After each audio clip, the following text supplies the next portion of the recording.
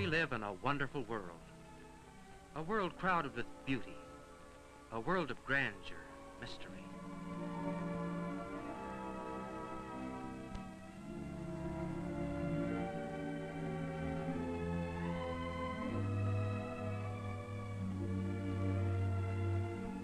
Yes, this is a wonderful world.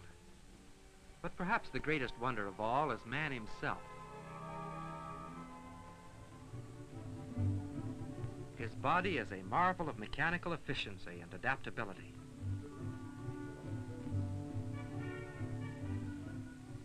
The body has a chemical plant, far more complex and efficient than any man has ever built. It transforms the food we eat into flesh and blood and bones and teeth. And the body has a heating system, a living furnace that we stoke daily with food for fuel. As this fuel is oxidized, heat and energy are provided for the body machine.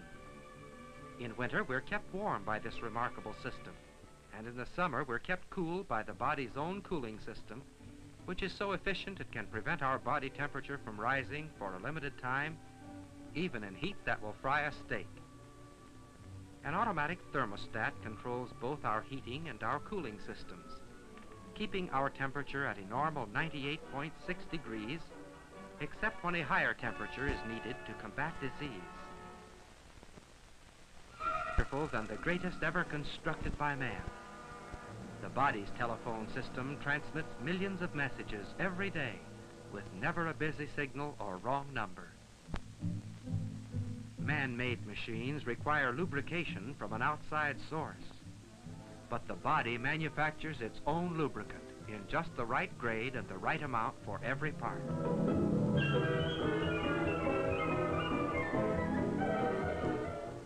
Yes, the body is wonderful. The hand, for example, is a marvel of mechanical adaptability. It can perform a multitude of tasks.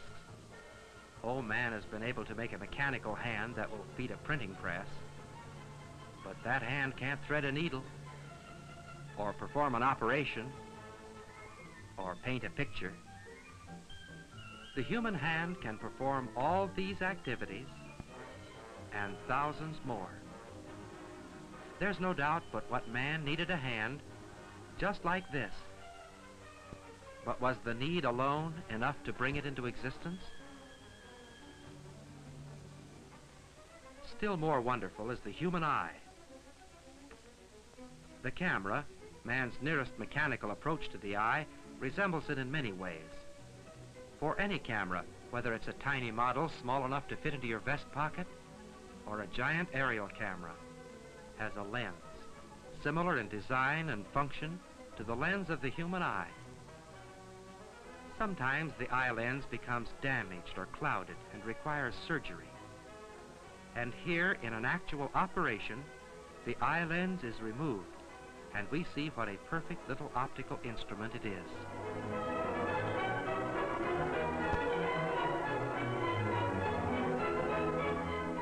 The eye functions far more efficiently than the lens of the most expensive camera.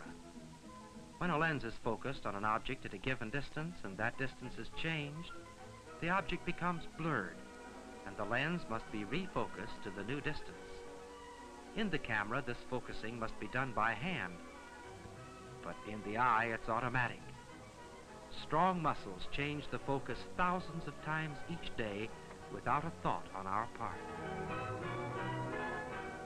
The camera also has a means for controlling the amount of light that reaches the film, an iris diaphragm, copied from and named after the iris of the human eye, which automatically changes according to light. Now, the pictures the eye gives us are not black and white. They're color pictures. And they're not stills. They're motion pictures. And they're not silent. They're sound pictures.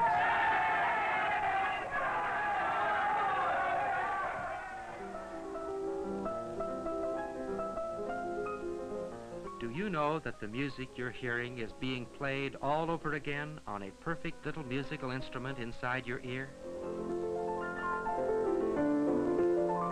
We think of the sound as being produced by the piano, and of course in one sense it is. But actually the piano is as silent as a tomb and is merely producing vibrations in the air. As the keys are struck, felt hammers strike the strings, causing them to vibrate, each at its own frequency. The vibrating strings set the air pulsating to the same frequencies. These pulsations are transmitted to the outer ear, down the auditory canal, and through the mechanical linkage of the middle ear to the cochlea, which is all rolled up like a cockle shell. If the cochlea could be stretched out, we would discover a musical instrument similar to the piano, but far more wonderful and complex. The ear has more than 24,000 strings. These two notes are as close as any the piano can produce. But the ear's piano can produce 10 tones between these two and more than 1,500 different tones altogether. When the piano is played,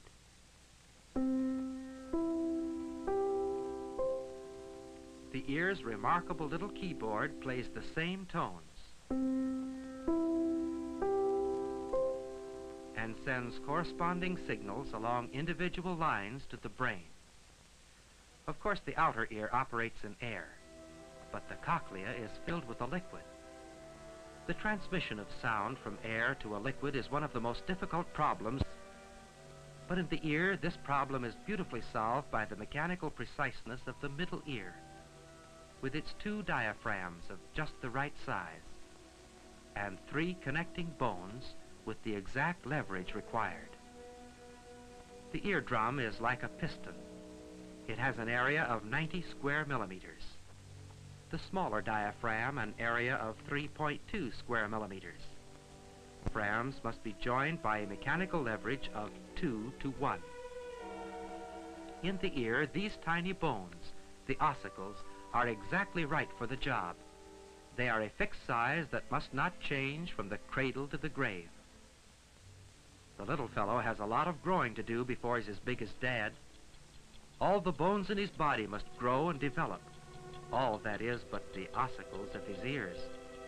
They have to be the right size at the start and never change throughout life. These are the actual bones from the ear of an adult and a child. Can it be just an accident that they are the only bones in a baby's body that do not grow, that are fully developed at birth? The ear is one of the most efficient sound detectors known to man, capable of hearing the roar of a cannon, or the rustle of leaves, and under ideal conditions, even the footfalls of a cat. But at the University of California at Los Angeles, there is a place where we can hear sounds so soft that the footfalls of a cat would seem deafening by comparison. Deep in the sub-basement of the physics building, far below the surface of the earth, is a most unusual room where it is possible to study the amazing sensitivity of the human ear. Here we find ourselves shut off from extraneous outside noises, surrounded by prisms of spun glass that absorb incidental sounds such as our own breathing. It takes time for our senses to become adjusted to the absence of familiar sounds in this strange environment. But before long, we hear noises we never really heard before. The sound of air molecules beating against our eardrums.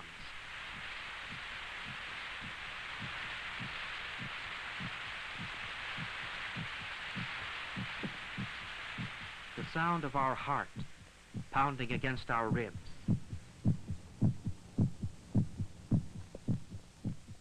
Did you ever see a living, beating human heart? A rare operation enables us to see this marvelous little pump. It pumps 12 pints of blood through hundreds of thousands of miles of blood vessels every minute, and in one day pumps enough blood to fill a large gasoline truck to overflowing.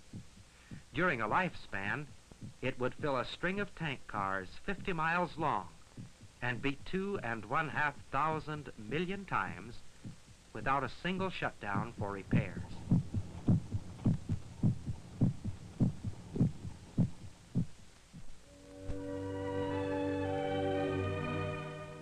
Have you ever wondered what goes on in the brain of a homing pigeon? Somewhere within its tiny head is locked a secret no man has ever solved. A secret that enables it to take to the air long distances from home, circle about a few minutes and get its bearings in some mysterious way, and then fly straight home over long miles of unfamiliar territory. Because of the pigeon's strange homing ability, pigeon raising has become a popular hobby.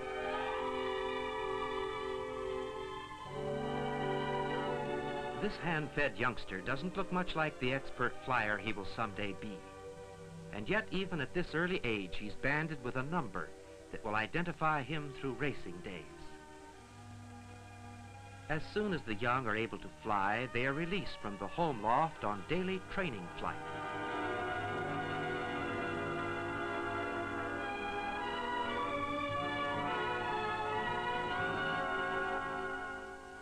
Like athletes, they must build up their speed and endurance through many weeks of strenuous training.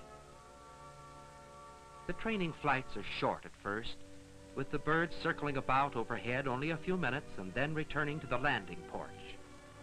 But as they grow older and stronger, they're ready for longer flights and are transported many miles from the home loft. Here they are released to wing their way home over a path they have never seen.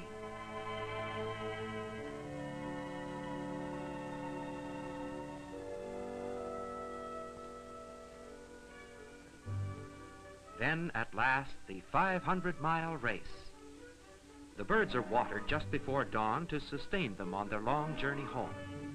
And at sunrise, Pigeondom's greatest race classic gets underway as thousands of experienced flyers take to the air.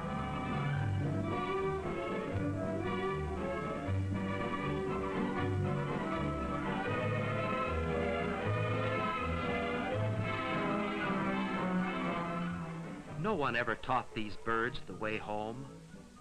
No one ever showed them the path they should take. And yet so unerringly do they wing their way across hundreds of unfamiliar miles that the time of their arrival home can be predicted almost exactly.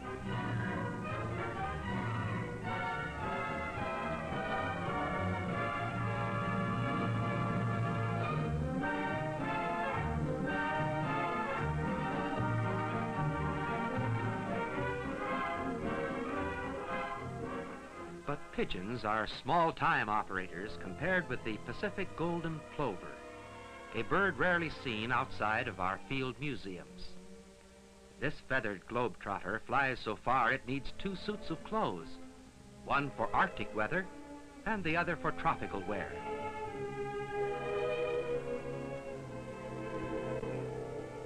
It lives and mates in eastern Siberia and Alaska, but it winters in the Hawaiian Islands. In late summer, the adult birds make the long migration journey, traveling 2,000 miles over open sea.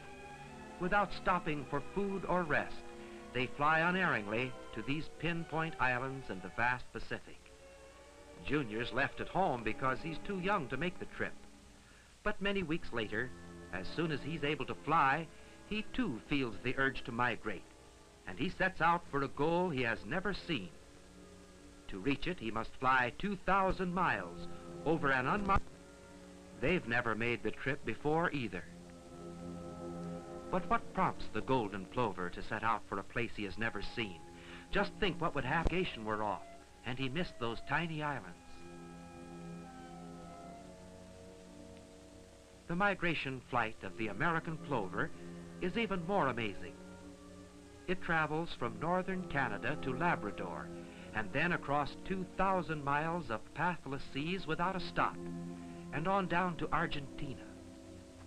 The journey home is by a different route, and again the young, making the trip for the first time, fly these thousands of miles unaccompanied by any bird that has ever made the trip before.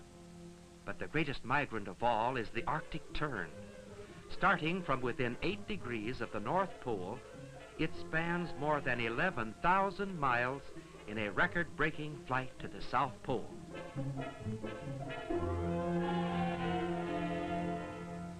After a brief period within the Antarctic Circle, it makes the long return trip, to complete the world's longest migration flight, 22,000 miles over unfamiliar land and sea.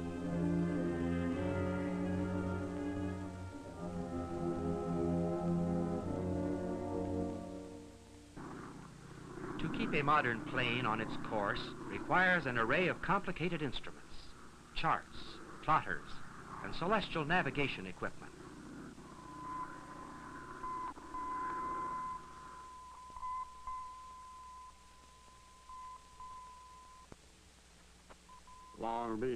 Long Beach, clear, scattered clouds at 3,500, visibility 8, temperature 60, dew point 48, altimeter 2988, winds west-southwest 13.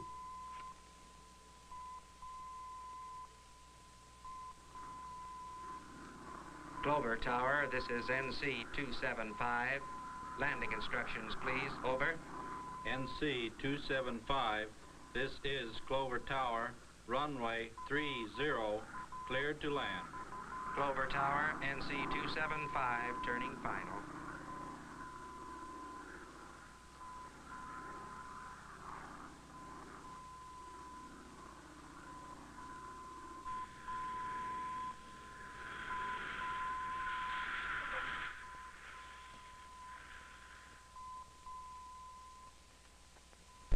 What is it in this tiny head that all the ingenuity of man cannot duplicate?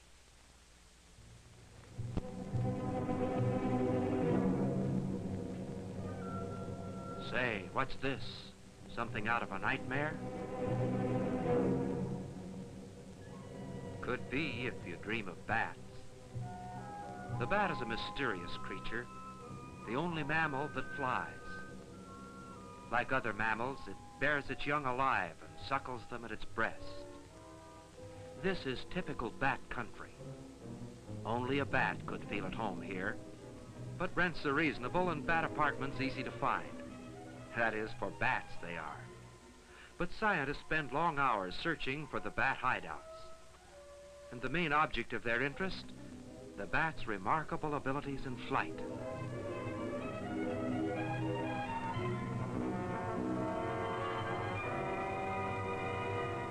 At dusk, final preparations are made for technical studies at the spots where the bats have been located. As the bats emerge in search of food, important information for future analysis is obtained.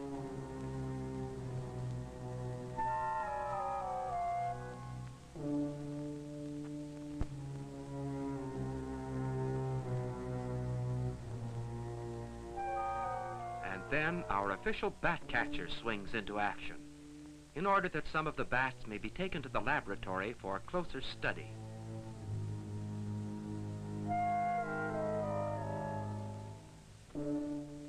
At the Moody Institute of Science, the bats quickly become adjusted to their new environment. Normally, these bats feed on insects they catch on the wing. But in the lab, they'll settle for anything we can dig up.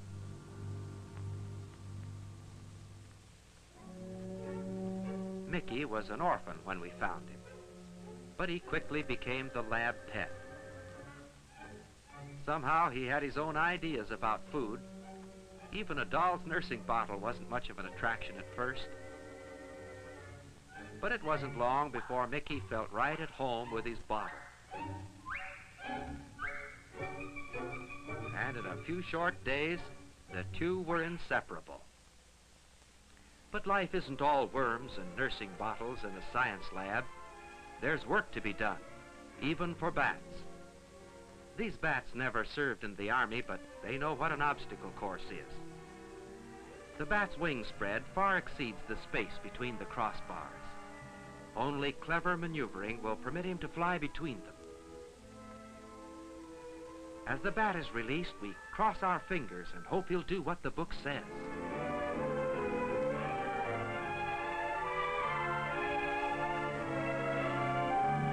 Now watch this.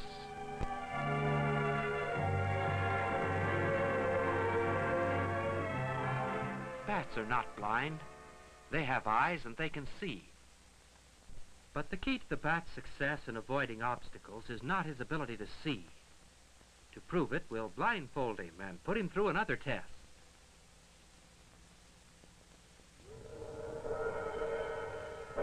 Blindfolded, he dodges those bars just as skillfully as he did before.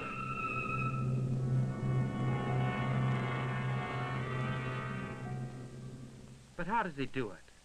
Well, science knows that bats emit strange cries in flight. They can't be picked up by the ordinary microphone. They're far beyond the range of the human ear.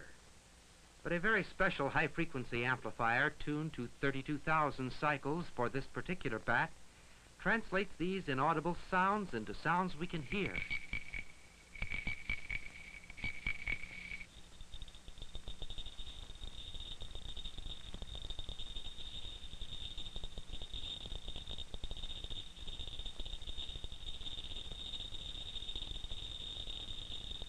Through numerous experiments, science learned that the bat's ears are extremely sensitive to high-pitched sounds. And the question arose, can the bat's own cries be signals that guide it in flight? Well, let's tie the bat's mouth closed so he can't make these sounds and see what happens. Incidentally, here's the only creature we know that can get into trouble by keeping his mouth shut.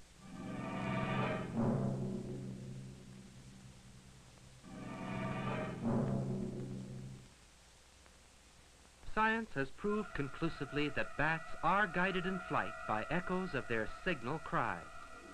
Why, that's actually a kind of radar. Man's radar takes tons of equipment and a large crew of men to operate it. But the bat carries its remarkable radar around in its head. Radar that guides it safely through the intense darkness of the caves, that keeps it from colliding with obstacles it cannot see, or with the thousands of other bats flying through the same darkness.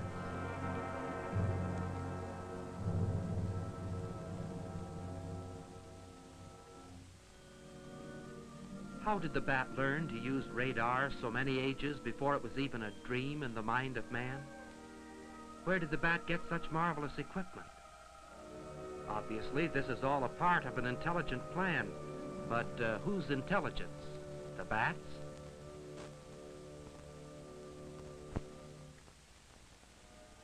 If we were to visit the beaches of Southern California on certain spring and summer evenings, we'd find them dotted with campfires. But the people around these fires are not picnickers. Believe it or not, these folks are fishing. Yes, grunion fishing. And by tradition, the hot dogs and the marshmallows are all a part of this unusual sport. But now it's H hour on grunion night. And here comes the lookout shouting, "Hey, grunion, come on, come on!" And they're off in the strangest sport on earth.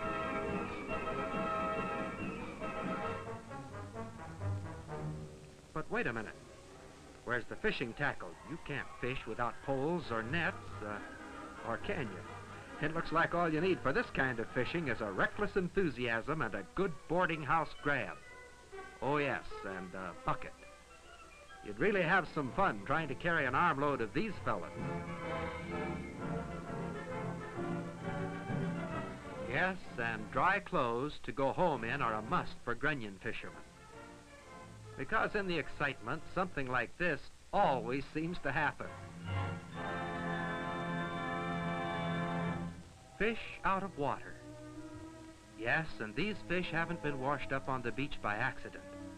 They deliberately come out of the water to lay their eggs on shore. The only fish in the world that spawn on land. Fish nesting on land, one of the rarest of all biological phenomena. A spectacle so unique it can be witnessed nowhere in the world except on a few Southern California beaches. Fish depend upon water for life, just as we depend upon air. And yet at the very risk of its life, the grunion comes out of the water into this foreign, hostile environment. Here the female digs into the sand, tail first, and lays her eggs. Once they are fertilized, the desperate struggle for survival begins. If she misses the next wave, she has little chance to survive.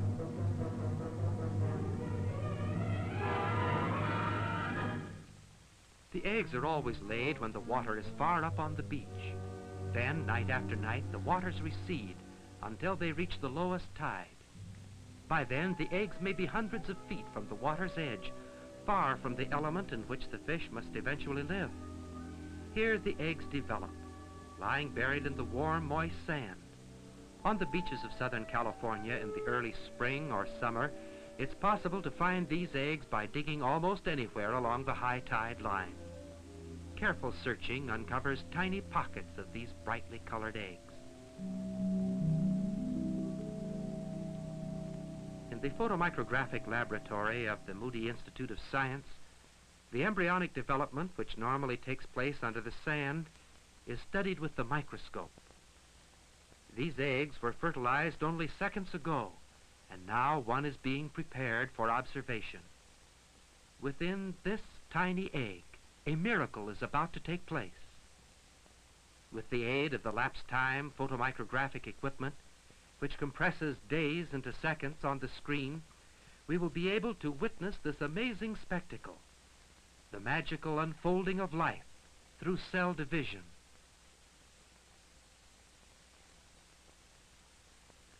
The first faint stirrings of life come when the blastodermal cap, seen in the circle, divides into two separate cells. In about 30 minutes, the second cleavage becomes evident, resulting in 4 cells. Successive divisions produce 8, 16, 32, 64, and so on up into the hundreds of thousands of cells. This formless cluster is actually a fish in the making. It contains all the characteristics of the adult grunion: its size, its shape, its habits, yes, even the germ of that mysterious wisdom by which it will someday be able to perfectly time its spawning with the movement of the tides. Food for the growing embryonic fish is supplied by numerous globules of oil in the center of the egg. With every surge, the cells divide until eventually there will be millions upon millions of them, each having just as much claim to being the original cell as any of the millions of others. And yet they're all different. Soon they will take their place in the various parts of the body as bones and blood and scales and fins.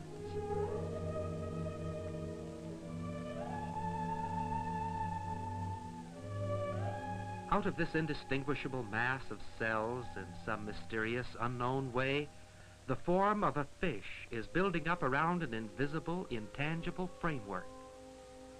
But where is the mold or the pattern that is shaping these cells into a living creature? The first recognizable features are the head and the eyes. And the first action of the fish, controlled by its newly formed muscles, is revealed by the lapse time camera as a series of convulsive jerks.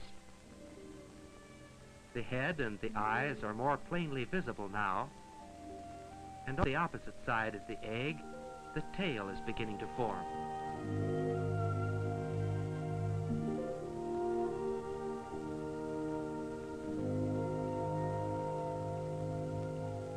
At this stage of its growth, the embryonic fish is 4 days old.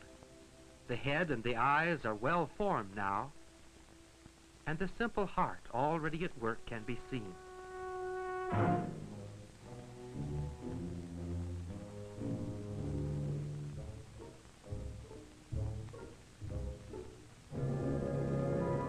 After 8 to 10 days, the egg is ready to hatch. But remember, when it does, it will be a fish. If it were to hatch while buried here in the sand, far from the water, it wouldn't have a chance in the world to live.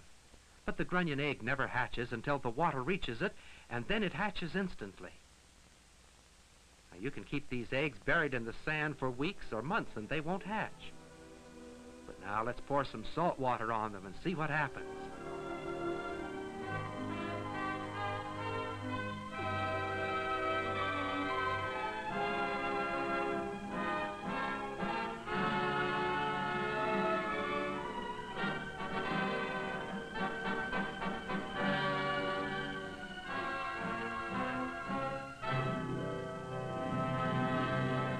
This mysterious hatching of the egg is just as definitely connected with the movement of the tides as is the spawning.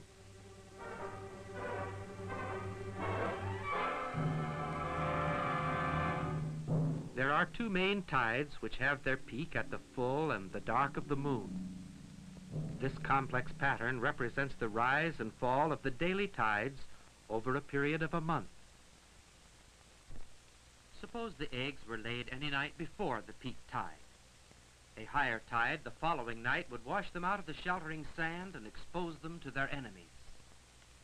Or, if they were laid on a night too long after the peak, they would be washed out by a rising tide just a few nights later, before they had a chance to develop. Actually, there are only a few nights when the grunion can lay her eggs successfully, when the tide is at its peak, or the first few nights after the peak. And she must choose not only the right night, but the right hour of that night. For even if she should lay her eggs on the right night, but when the tide is still rising, they would be washed out by that very tide. Or if she should wait too long after the peak and lay her eggs while that night's tide is receding, they would be washed out by the rising tide of the next night and destroyed. Only during this magic hour can the eggs be laid where they will grow and develop safely. But that isn't all. For during this hour, certain waves are higher than others. So the grunion has to choose not only the right month, the right night of that month, and the right hour of that night, but when the right wave during that hour.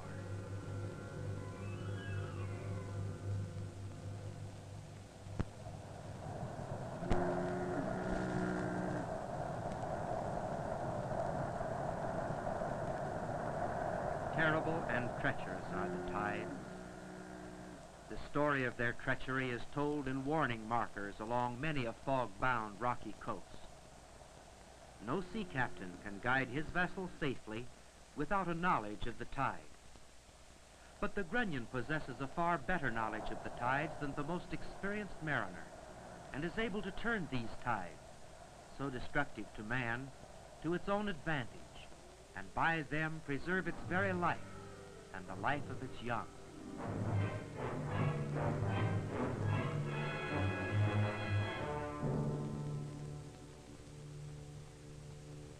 Remember that first garden you had when you were a youngster?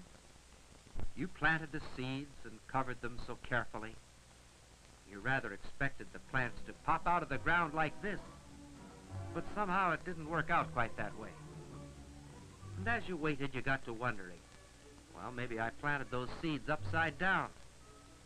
Well, is there a right and a wrong end to a seed? On opening a bean seed, we find that the embryonic root points in a definite direction. This determines the direction of initial growth. So it is possible to plant a seed upside down. But no matter which way the seed is placed in the ground, the plant always grows in the right direction. Even if we try to fool the growing seed, it doesn't get mixed up. The root reverses it. If we turn a growing plant on its side, the stem will grow upward, even if it has to bend at right angles to do so. Of course, the root grows down, because down is the logical place to find water. But if it encounters a dry region like the red area, it limits its growth to the area of moisture.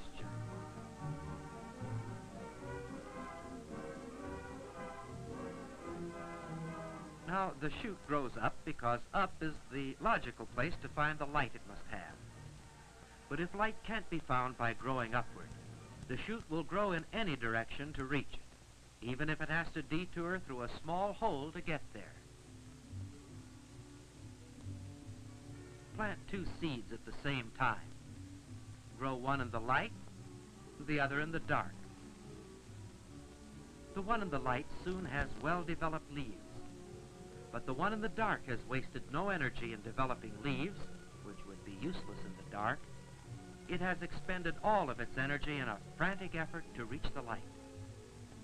This is the principle that causes a tree to defy the law of gravity. Have you ever paused to consider the enormous forces at work in a single tree? This tree is probably the oldest living thing on earth. It was almost 2,000 years old when Christ was born.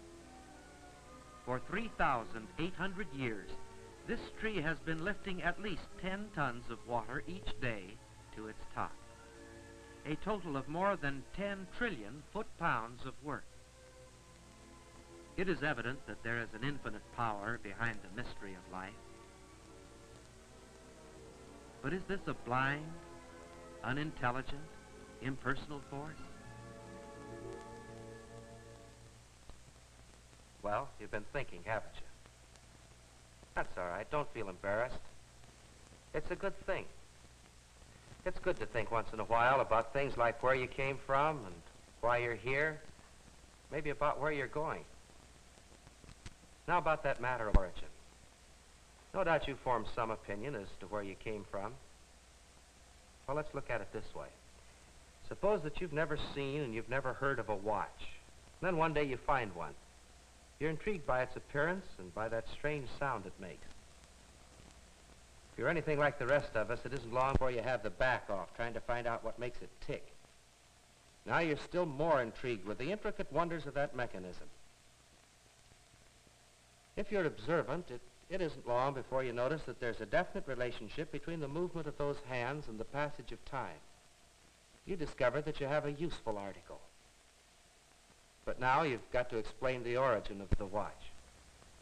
Well, you might develop the theory that the watch just happened, especially if you were trying to convince yourself that nobody owned the watch.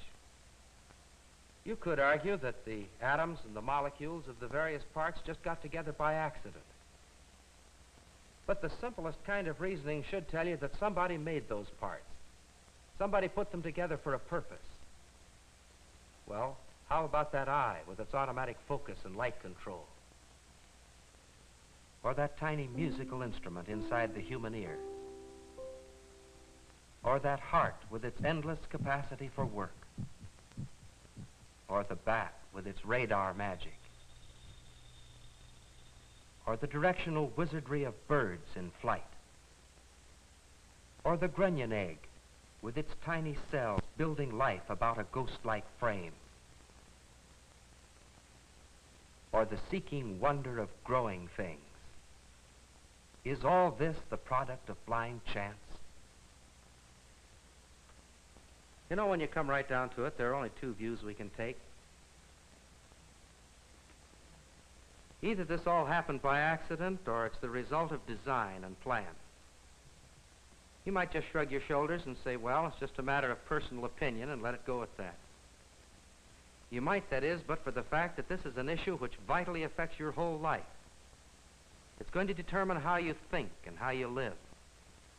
For after all, if man is just an accident, then he has no responsibility except that responsibility is upon himself. There's no law but the law of convenience and desire. There's no ultimate right or wrong. And when people think and live according to that philosophy, the result is chaos. But if, on the other hand, there's a plan, then there's a planner. If there's a design, there's a designer. In other words, there's a God. You know, it isn't hard to believe in a God. It's the simplest and the most logical thing in the world. Oh, I know that some people are honestly confused by the maze of conflicting arguments. I guess maybe they just try to make the thing too hard. But for a lot of people, the problem gets complicated only when they begin to worry about who owns the watch. In other words, believing in God involves a responsibility, and they don't want that responsibility. They don't want anybody telling them what's right or what's wrong or how to live or act, not even the God who made them. But when you get as many people as there are in the world today living and acting as if there were no God, it's no wonder the world's in a mess. When we see the results of unbelief, it doesn't seem at all far-fetched to say that the only hope for the world as a whole, or for you as an individual, is faith in God.